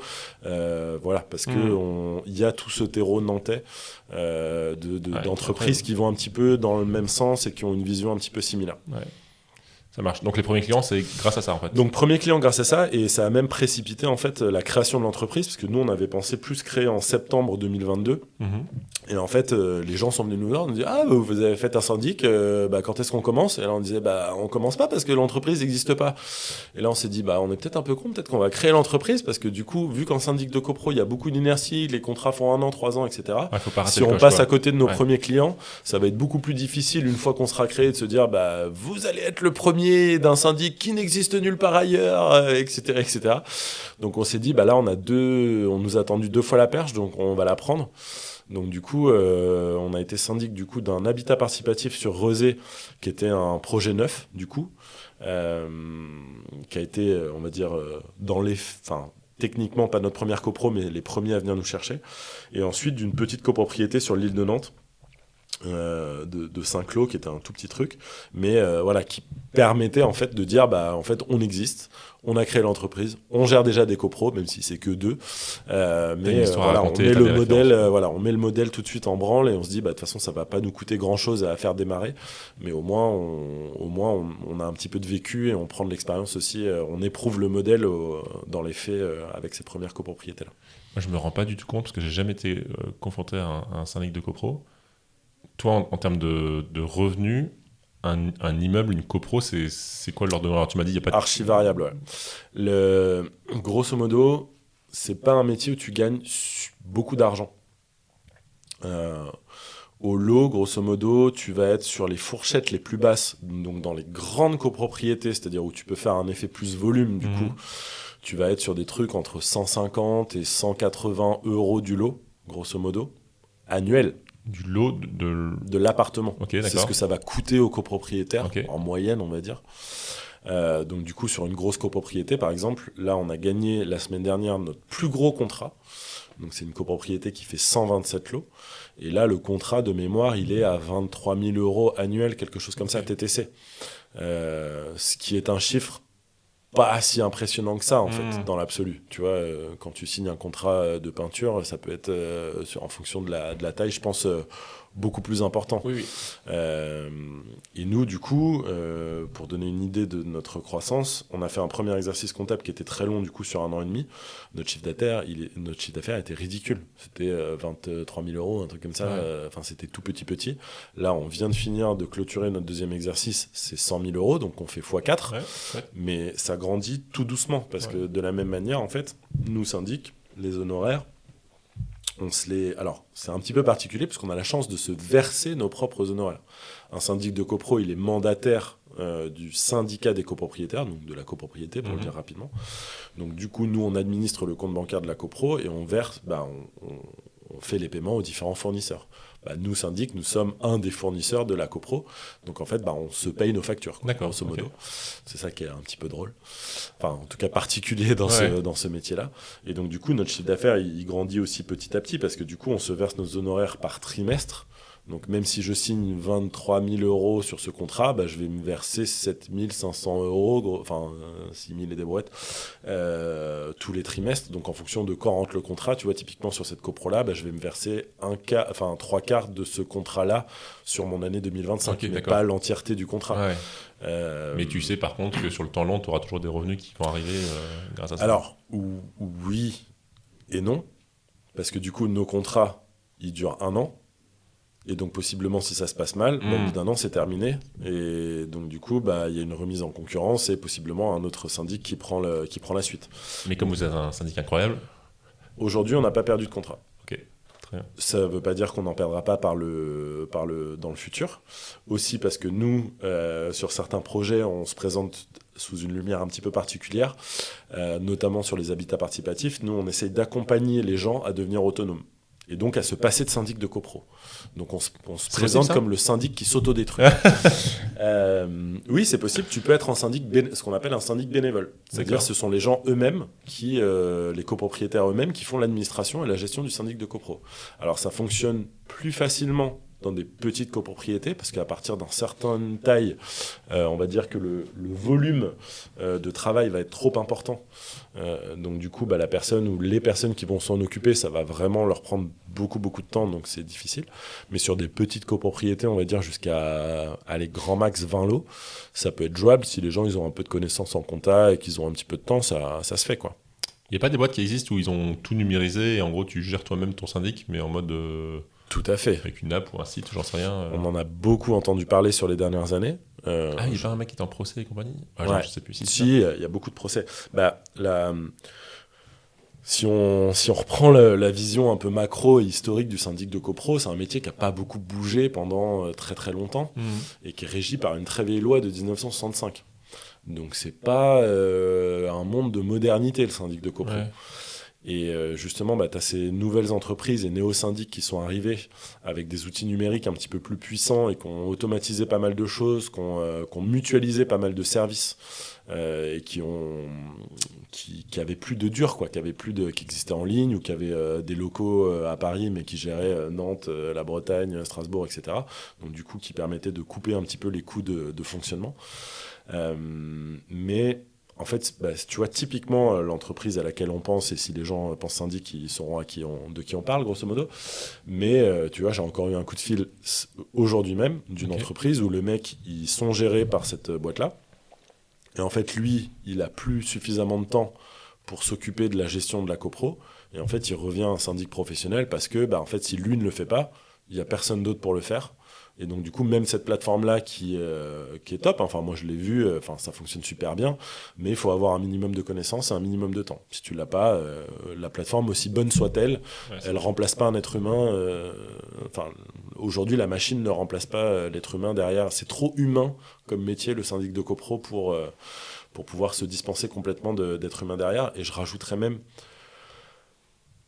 on va dire, la plateforme, vraiment, c'est top, ça fonctionne bien, etc. Mais dès que tu as un petit peu de problématiques d'urgence ou de problématiques de travaux et de temps long, là, ça devient un petit peu plus complexe d'avoir juste un outil de gestion comptable, en fait. Parce que tout ce qui va être connaissance en termes de technique bâtiment, de métier, de travaux, Là, la machine, elle est jamais venue voir ton immeuble, en fait. Ouais. Donc, elle connaît pas tes canalisations, elle connaît pas ta toiture, elle connaît pas... Donc, tu peux avoir des conseils théoriques, mais ça remplacera jamais l'expérience et un œil humain sur ces questions-là, quoi. C'est quoi les demandes que tu as le plus? C'est souvent de l'urgence ou c'est... Dans le quotidien, tu veux Ouais, dire? c'est ça. Ouais, c'est de l'urgence. C'est, tu vois, là, en période de... Tu as 2 grands cas. Tu as la période d'hiver, où ça va être tout ce qui va concerner le chauffage, là où il y a du chauffage collectif. La chaudière qui démarre pas en octobre-novembre. Chaudière qui démarre pas, ou tu as mon radiateur qui est cassé, ou les réglages de la chaudière. Enfin voilà, tout ce qui va concerner le chauffage collectif en règle générale, c'est une source de problème. Et après, on est à Nantes.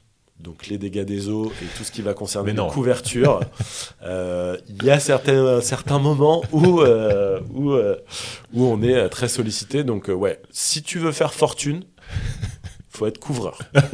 Franchement, couvreur, je pense que t'es bien. Il y a du taf tout le temps. Enfin, faut être bon, parce que si t'es nul, personne fera appel à toi. C'est pas un métier facile. Et c'est pas un métier facile. T'es dehors, on t'appelle quand il pleut, forcément. Ouais. Donc voilà. Mais ouais, il y a grave de demandes et ça fait partie de la majorité des problèmes qu'on traite. Ouais, c'est de la couverture un petit peu tout le temps. Et d'ailleurs, comment tu sources les entreprises qui interviennent? Parce qu'elles doivent être un peu dans la même logique que toi, j'imagine. Yes. C'est du coup, j'avais commencé la partie présentation de syndic partie commune sur la partie éthique et engagement, j'en ai un petit peu parlé. Ouais. Il y a la partie écologie, du coup, qui fait un petit peu la transition sur cette question. Nous, ce qu'on fait, c'est que il y a deux grands aspects. Le premier aspect, si je parle de traitement de l'urgence, par exemple, et des couvreurs, aujourd'hui, trouver un couvreur qui est à fond dans l'écologie, qui va se déplacer à vélo, qui va retraiter ses déchets, qui va faire une égalité salariale homme-femme dans sa boîte et qui est une coopérative, aujourd'hui, il n'y en a pas. Donc, je ne vais pas la chercher, de toute façon, il n'y en a pas. Il y en a un qui se déplace à vélo, quand même, je vais le dire, avec un gros vélo cargo. Mais l'objectif, c'est d'aller trouver des sensibilités, d'aller titiller les entreprises sur ces questions-là. Et donc, du coup, par exemple, nous, on utilise beaucoup sur les métiers où c'est compatible, l'association Les Boîtes à Vélo et toutes les entreprises et les entrepreneurs qui sont à l'intérieur de cette association Les Boîtes à Vélo. Il y a beaucoup de plombiers qui se déplacent à vélo aujourd'hui parce que c'est facile pour eux. C'est beaucoup plus simple pour eux de se déplacer à vélo dans le centre-ville de Nantes qu'avec leurs grosses camionnettes parce qu'aujourd'hui, ils n'ont pas forcément besoin de beaucoup de matos où ils se mettent les remorques, etc. Et il y a 2-3 enseignes bien connues à Nantes qu'on voit circuler très fréquemment. Et du coup, ça fonctionne super bien. Mais de la même manière, il y a des menuisiers à vélo, il y a des serruriers à vélo, enfin, plein de petits corps de métier comme ça, où nous, on a systématiquement besoin ponctuellement de ce type d'intervention. Et du coup, nous, on a beaucoup et on travaille beaucoup avec des électriciens aussi. On travaille beaucoup à vélo, enfin, avec des entreprises à vélo. Nous sommes nous-mêmes à vélo, soit dit en passant. Tout le temps? Tout le temps ou en transport en commun, ouais. Ok. Zéro voiture? Zéro voiture. Ok, magnifique. Okay. Et donc, du coup, l'autre aspect sur la question écologique, c'est que historiquement, en copropriété, quand tu vas dans une AG de copro, je ne sais pas si tu as déjà été dans une AG de copro. Non, voilà. Une AG de copro, tu as résolution 25, changement de la toiture, par exemple. Changement de la toiture, devis de machin bidule, devis de truc machin, devis de machin bidule, 10 000 euros, devis de truc machin, 9 000 euros. Qu'est-ce qu'ils vont choisir les gens? Tu prends celui à 9 000 euros. Voilà. Donc tu fermes les yeux, tu regardes le prix et tu prends le moins cher. Est-ce que dans ta vie quotidienne, le moins cher est toujours le meilleur? Eh bien non. Ah, je m'attendais à cette réponse. Et donc du coup, nous on essaye typiquement d'apporter ce type de sensibilité-là. Alors, pas sur la question, le prix est un des facteurs de choix, complètement d'accord avec ça. Par contre, les engagements écologiques, les engagements sociétaux, la labellisation et le type d'entreprise sont des informations qui nous semblent essentielles au moment de choisir une entreprise qui va intervenir sur la copropriété. J'ai plein d'exemples. Ton entreprise de ménage, c'est pas la même chose si elle utilise des produits même, qui soient même pas bio, mais en tout cas sourcés ou sains pour l'environnement. Parce que en fait, tes enfants, ils vont peut-être lécher la vitre en fait. Donc du coup, peut-être que s'il n'y a pas des produits toxiques sur la vitre, c'est peut-être mieux pour ton gamin qui va lécher la vitre que l'entreprise de ménage, elle ait conscience que les produits qu'elle va utiliser vont avoir un impact sur la vie des gens. Ton plombier, c'est pas la même chose s'il se déplace à vélo, s'il se déplace en camionnette, et c'est pas la même chose s'il retraite ses déchets, il les emmène à la déchette ou s'il les fout dans la poubelle devant la copropriété. C'est pas la même chose une entreprise où il y a une égalité salariale homme-femme à l'intérieur de l'entreprise ou s'ils n'ont strictement jamais abordé le sujet. C'est pas la même chose une multinationale qu'une entreprise locale, etc., etc.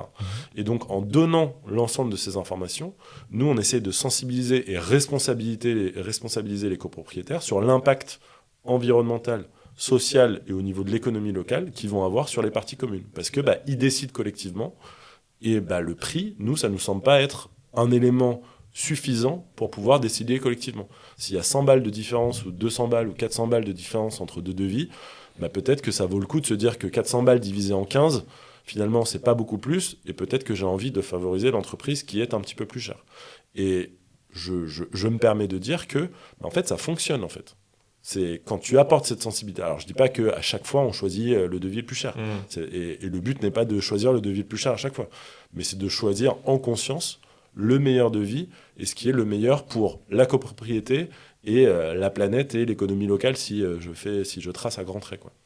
Le choix dans les AG de copro, c'est la majorité, enfin comment ça se...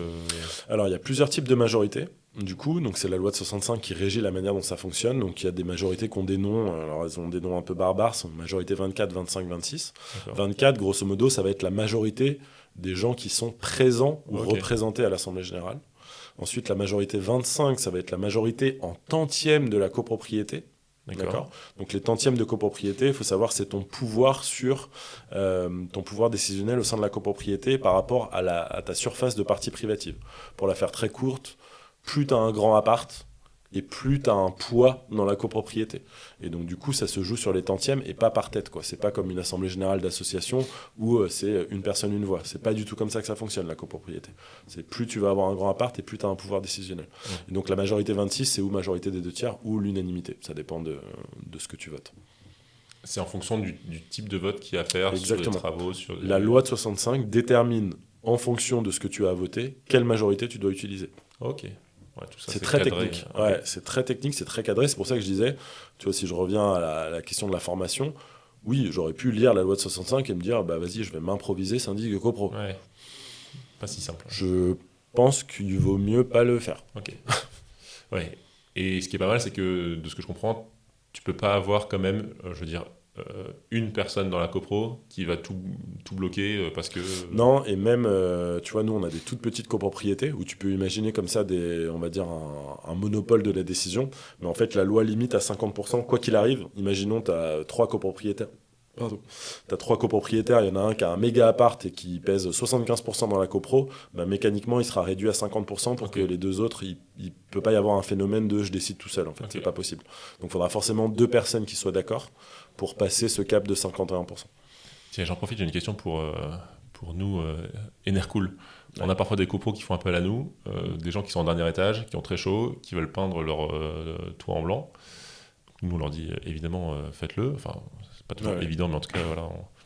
Comment ça se décide des sujets, donc là en l'occurrence tu vois, les peintures en toiture qui concernent que le dernier étage finalement, il faut quand même réussir à convaincre tout le monde, ou il y a des sujets un peu comme l'ascenseur, j'imagine que ceux qui sont au rez-de-chaussée ils s'en foutent un peu de l'ascenseur. Comment ça se... Ah, tu fais une grimace pour les gens qui nous écoutent, mais... Non, mais c'est marrant. Ta toiture est une partie commune, donc elle concerne tout le monde. Effectivement, s'il y a là, tu parles de peinture, mais s'il y a une fuite, elle ne concerne que l'habitant qui est juste en dessous de la fuite. C'est en général comme ça que ça se passe. Mais par contre, tout le monde va payer la réparation de la toiture. Pour la peinture, Enercool, ça va être la même chose en fait. Ça fait partie des parties communes de l'immeuble, donc tout le monde doit décider. Donc après, il en va de l'intérêt général de la copropriété. Donc du coup, tout le monde va se positionner sur cette question-là. Si ça fait sens de mettre cette peinture pour plein de raisons, parce qu'elle est géniale, que ça va permettre aux équipements de prolonger leur durée de vie et d'avoir une meilleure qualité de vie pour les habitants du dernier étage, on peut comprendre qu'il y a cet investissement à faire. Par contre, tout le monde va le payer, même l'habitant du rez-de-chaussée. Ouais, donc il y a un sujet un peu global, on va dire mutualiste aussi là-dessus. Complètement. Alors il faut être un peu ouvert d'esprit, effectivement, quand tu es au rez-de-chaussée, de dire, OK, je vais dépenser de l'argent pour un truc qui, potentiellement... Et tu pourrais même imaginer que, situation absurde ou extrême, l'habitant du rez-de-chaussée, il pèse très lourd dans la copro parce qu'il a un méga appartement, etc. Et que tous les autres en haut, ils ont des studios, donc ils pèsent rien du tout. Du coup, possiblement, celui du rez-de-chaussée va payer très cher la peinture tout en haut, qui ne va pas du tout le concerner. C'est possible. Et donc peut-être bloqué. Après, en fait, tout ça, c'est des arbitrages aussi de est-ce que tu laisses ta copropriété, entre guillemets, se délabrer ou est-ce que tu essayes d'entretenir ton patrimoine et de le valoriser. Il y a souvent cette discussion-là. Tu vois, nous, on parle beaucoup de rénovation énergétique. On accompagne beaucoup de copropriétés en rénovation énergétique. Et donc, il y a souvent ces questions-là qui se posent. Oui, moi, j'ai 80 ans. En fait, je m'en fous de rénover énergétiquement la copropriété, puisque, grosso modo, dans 10 ans, je suis mort. Enfin, si je le fais très court, c'est ça, que pensent les gens. Je dis, mais oui, mais en fait, votre patrimoine, vous allez le transmettre à vos enfants, vous allez le transmettre à...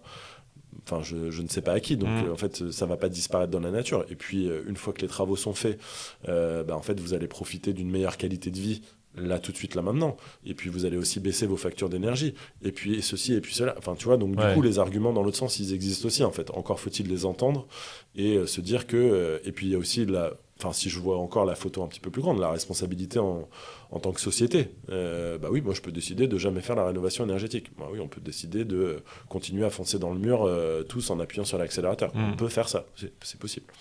Est-ce que c'est souhaitable ? Vaste débat. Ouais, non, je pense pas. Ça marche. Ça fait 3 ans maintenant que la boîte existe ? Mai 2022, donc on arrive aux 3 ans. Ouais. Ok, ça se développe bien. Aujourd'hui, on gère un tout petit peu plus de 60 copropriétés. Ok. Comment vous passez beaucoup. Des 3 premières aux 60 comment vous faites connaître c'est du bouche à oreille il y a 2 vecteurs principaux de développement pour nous. Le bouche à oreille, effectivement. On est passé, il y a eu un peu une évolution en fait dans notre type de clientèle, parce que là je te disais, on a rentré une copro de 127 lots. 127 lots, c'est énorme, et t'as pas 127 écolo-terroristes dans la copro. Ça, c'est vraiment pas du tout le profil, tu vois. Et donc du coup, il y a eu une grosse évolution. Autant au début, on a eu des gens qui étaient vraiment sur nos valeurs, et plutôt des petites copropriétés du coup, où justement tu avais, on va dire, un petit noyau de gens qui étaient un petit peu convaincus, ou en tout cas sur la même longueur d'onde que nous. Et plus on a grandi, et plus c'est le fait d'avoir donné une bonne qualité de syndic qui a été mise en avant. Et en fait, aujourd'hui, les gens, ils nous appellent pas pour nous dire c'est super, vous êtes écolo et ça va bien se passer. Ils nous disent nous, on cherche un bon syndic, en fait. Ouais, d'accord. Et donc, du coup, ce bouche à oreille-là, ça fait un peu effet boule de neige et ça grandit de plus en plus. Et ensuite, l'autre truc qui est assez chouette, c'est que, on se l'est dit, on se déplace qu'à vélo. Et on a des vélos cargo, du coup, qui sont logotés. Et donc, du coup, les gens nous voient passer dans la rue et nous reconnaissent. Et donc, du coup, ils nous prennent en photo, ils prennent le numéro de téléphone ou ils nous arrêtent. Ça m'est arrivé pas mal de fois aussi que les gens nous disent « Ah, vous êtes syndic, comment vous faites ?» Et ce qu'on a fait aussi, du coup, parce qu'on a poussé le truc un petit peu plus loin, on a nos potes de chez Green Course, qui sont des coursiers à vélo, qui ont des remorques. Et donc, du coup, on a logoté une de leurs remorques. Donc en fait, les gens nous disent « Ah, je vous ai vu faire une livraison. » Alors nous ne sommes pas livreurs, mais par contre, effectivement, c'est bien de la pub que vous voyez sur la remorque des coursiers Green Course de Syndic Partie Commune. Mais donc à vélo toujours. Ah ouais, donc il y a du marketing sur les vélos. On s'est dit que c'était moins cher qu'une page dans Ouest France que personne ne lirait, que c'était un format de publicité qui est plus en accord avec nos valeurs, on va dire. Voilà. C'est un panneau du coup qu'on a fait faire une fois, donc du coup on le fait très périodiquement, quoi. Et donc voilà, c'est notre manière de nous démarquer. Ok, canon. C'est quoi la suite ? On a encore 10 minutes, après je vais te libérer. C'est quoi la suite ? C'est quoi un peu le développement ? Comment tu vois la suite de la boîte ? Donc nous, aujourd'hui, il y a 2 grosses suites pour nous. Nous, aujourd'hui, on existe principalement sur Nantes Métropole, un petit peu sur Angers, un petit peu sur Saint-Nazaire. On n'y va pas en vélo, on y va en train. Je précise, on nous le dit souvent. Donc non, nous n'allons pas à Angers à vélo. Nous ne faisons pas ça. On prend le train. Ça marche. C'est très sympa. Mais c'est très sympa. C'est très très sympa. Mais pour les urgences, ça fonctionne moins bien. Et puis si tu te fais l'AG à 18h, rentrer ensuite, c'est un peu plus compliqué. Donc pour nous, il y a 2 enjeux. Là, on commence à être suffisamment bien construit pour se dire que le modèle est duplicable et donc de renforcer à la fois notre présence sur ces territoires-là et peut-être de réfléchir à aller plus loin ailleurs, donc dupliquer le modèle. Ça peut passer de plein de manières différentes. Ça peut être une franchise, ça peut être un label, ça peut être un rachat de portefeuille ou d'un cabinet. Enfin, ça peut passer par plein de manières différentes. Donc c'est pour ça qu'on est aussi rentré dans l'accélérateur pour creuser un petit peu ces sujets-là et voir quelle stratégie on va mettre en place du coup pour essaimer finalement notre modèle sur d'autres territoires. Donc ça, c'est le premier point. Canon, ok. Et le deuxième point, c'est aujourd'hui, on va évoluer vers la SIC, donc la Société Coopérative d'Intérêt Collectif. On parlait d'éthique et de réengagement. On va pousser ce curseur beaucoup plus loin. Parce qu'aujourd'hui, vous êtes une... Aujourd'hui, on est une SAS de l'économie sociale et solidaire. Okay. Voilà. Donc, on était en SASU, du coup, ça reposait que sur moi. Ensuite, Aurore est devenue mon associé. Et ensuite, du coup, maintenant, on pousse le modèle plus loin en voulant devenir USIC, ce qui était l'objectif depuis le départ. C'est-à-dire d'avoir un modèle le plus horizontal possible. La SIC était une possibilité, mais il y avait d'autres modèles possibles. Alors la SIC, c'est pas très connu, on connaît bien les scopes, parce que je sais pas pourquoi elles sont plus connues, parce que c'est repris globalement par les salariés. C'est plus simple, ouais. Scope, grosso modo, c'est simple, c'est l'entreprise appartient aux salariés. Point. La SIC, donc Société Coopérative d'Intérêt Collectif, donc du coup, c'est une gouvernance partagée entre l'ensemble des bénéficiaires ou des utilisateurs du service. Donc ça veut dire qu'autour de la table, pour gouverner et piloter l'entreprise, il va y avoir les salariés de l'entreprise, il va y avoir les entreprises qui interviennent dans les copropriétés, il va y avoir les copropriétaires en individuel ou en syndicat de copropriétaires, c'est-à-dire les copropriétés pourront adhérer à la SIC. Idéalement, on aimerait bien aussi que les collectivités mettent leur nez là-dedans et toutes les autres entreprises ou personnes qui ont un intérêt dans ce projet-là.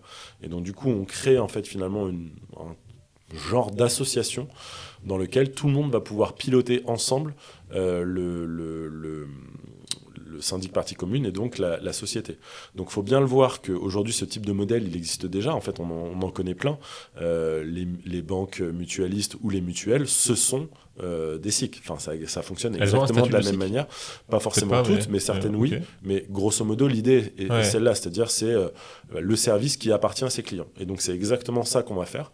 Donc de la même manière qu'on a créé le premier syndic de l'économie sociale et solidaire, on va créer le premier syndic en SIC de France. Incroyable. Et donc du coup là on est en plein là-dedans depuis à peu près 6 mois.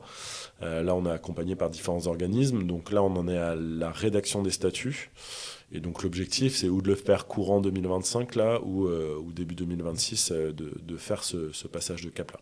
Ce qui est intéressant, c'est que t'as en plus, le modèle, c'est une entité, une voix. C'est pas parce que tu as une grande collectivité quoi que ce soit, c'est exactement. Dans la décision, c'est une voix. Et... Tu peux décider d'appuyer le projet, de mettre 50 000 € dans le projet parce que tu y crois et tu as envie que ça se développe, etc. Mais effectivement, tu pèseras une voix comme tout le monde. Ouais. Et tu peux avoir des sociétaires de partout, des particuliers, des pros.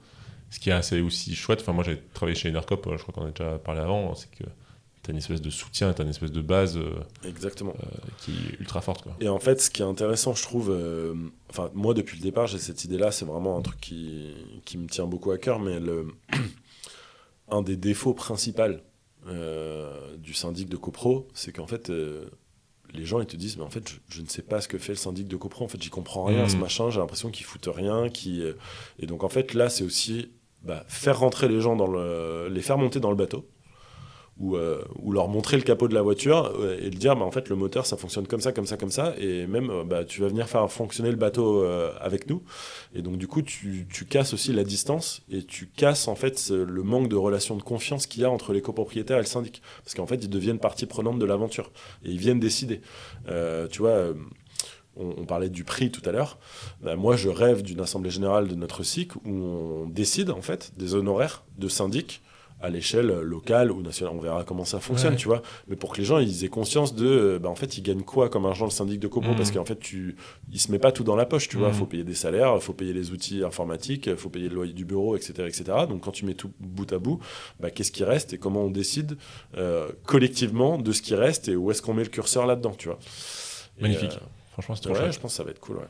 Donc là, en ce moment, tu as le nez là-dedans, un peu dans la... J'aimerais bien. Ce qui est compliqué en ce moment, c'est que là, on est dans une petite phase où, en fait, il y a une personne qui va nous rejoindre là, sur la gestion de copro. Donc on a recruté la personne, elle va commencer au mois de mai. Donc là, moi j'ai encore un peu le nez dans les gestions de copro. Donc j'attends que cette personne arrive pour pouvoir me délester un petit peu et me remettre un petit peu plus le nez dans la SIC. Parce que ça demande quand même pas mal de temps et d'énergie, quoi. Tu t'inventes pas un modèle comme ça en claquant des doigts. Même si on a des journées de travail qui sont longues, mais ouais, la copro, ça prend pas mal de temps et d'énergie. Donc on a besoin d'avoir un peu de fraîcheur pour pouvoir se pencher sur des plus gros sujets comme celui-ci.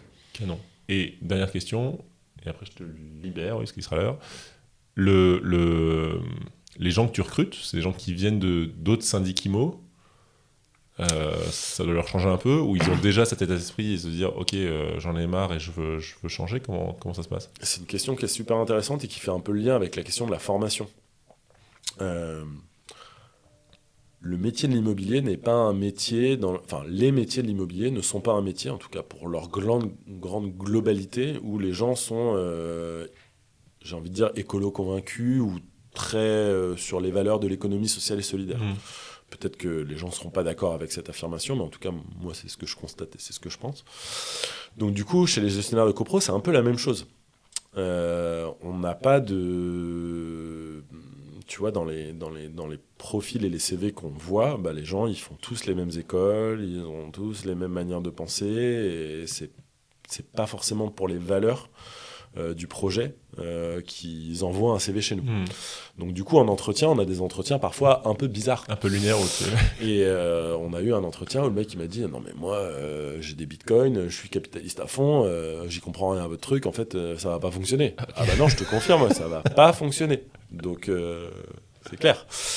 Mais on a eu de la chance. Le premier gestionnaire qu'on a recruté, Yvan, je pense que sa porte d'entrée n'était pas forcément la porte sur les aspects écologiques, même s'il n'en était pas forcément éloigné, super enthousiaste sur l'idée de faire du vélo tout le temps, etc. etc.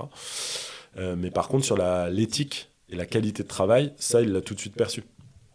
Donc du coup, même Yvan, il avait choisi de changer de syndic de copro pour venir chez nous en baissant son salaire de manière assez conséquente, tu vois. Okay.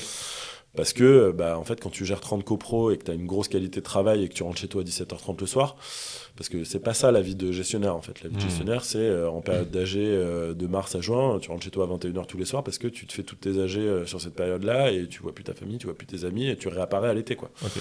Et donc, chez nous, c'est pas comme ça que ça se passe. Voilà. Et la deuxième personne, du coup, qui va nous rejoindre au mois de mai, du coup, Célia, c'est une personne qui a eu beaucoup d'expérience dans le métier, qui a un peu notre âge, autour de la petite quarantaine, grosso modo, et qui, elle, en fait, s'est arrêtée de bosser pendant quasiment 2 ans, et a construit sa maison en autoconstruction, avec tout ce qui va bien et tout ce qu'on peut imaginer qui va bien. Et donc, du coup, elle a vu passer notre annonce. Et donc elle s'est dit vas-y, je me sens de reprendre ma carrière de syndic de gestionnaire de copro. Dans ces conditions. Je pense que c'est dans ces conditions, avec et une qualité de travail et une qualité de vie que je vais pouvoir avoir. Et donc voilà. Parce que pour l'instant, alors si je pousse un peu le curseur, effectivement, on paye pas aussi, on donne pas des aussi bons salaires que chez les autres syndics de copro. On aimerait bien. Et peut-être, et je souhaite qu'on y arrive, mais pour l'instant on n'y arrive pas. Ouais. Ça arrivera sûrement, on va se développer petit à petit, mais pour l'instant, c'est pas... Ils crèvent pas de faim non plus. Hein. Ouais, ça marche. Pas vous faire pleurer. Mais voilà. Ok, canon. Bon, c'était très chouette de t'avoir et de pouvoir discuter de ça et d'avoir un peu... parler de plein de trucs. Ouais, mais c'était très, très, très cool. J'ai apprécié. J'espère que les gens qui nous écoutent auront apprécié aussi.